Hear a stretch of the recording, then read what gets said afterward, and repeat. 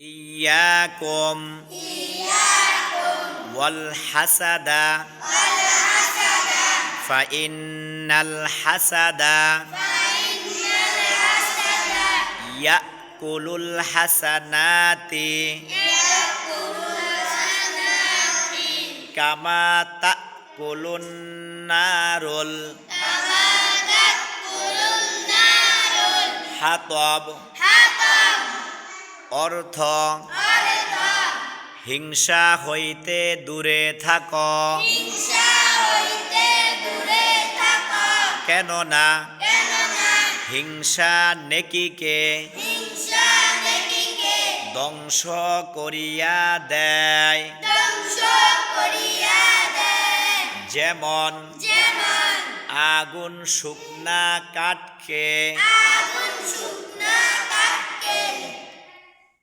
হিংসা এমন একটা মারাত্মক যে কেউ যদি কাউকে নিয়ে হিংসা করে তাহলে যিনি হিংসা করেছে তার সমস্ত আমল ধ্বংস হয়ে যায়, বরবাদ হয়ে যায়।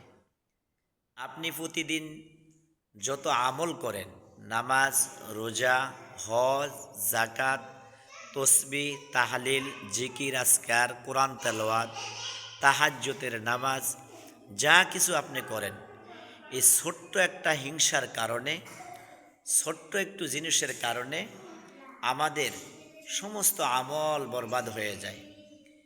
হিংসা করলে চারটা ক্ষতি। কয়টা ক্ষতি? চারটা ক্ষতি।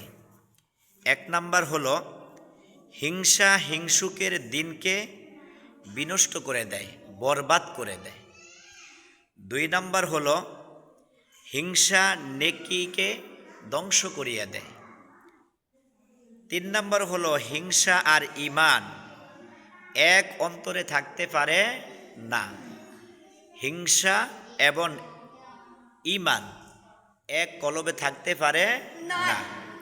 চার নাম্বার হলো মানুষ যখন হিংসা না করে তখন মানুষ কল্যাণের ভিতরে থাকে, আর যখন মানুষ মানুষকে হিংসা করে তখন কল্যাণ থেকে কি হয়?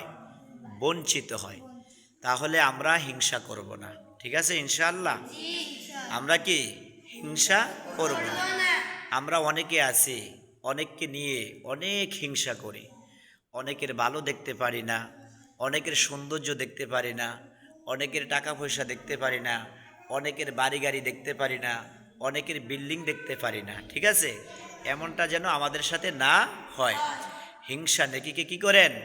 ধ্বংস করিয়া দেয়। তাহলে হিংসা থেকে আমরা কি থাকবো? দূরে থাকবো, ঠিক আছে ইনশাআল্লাহ।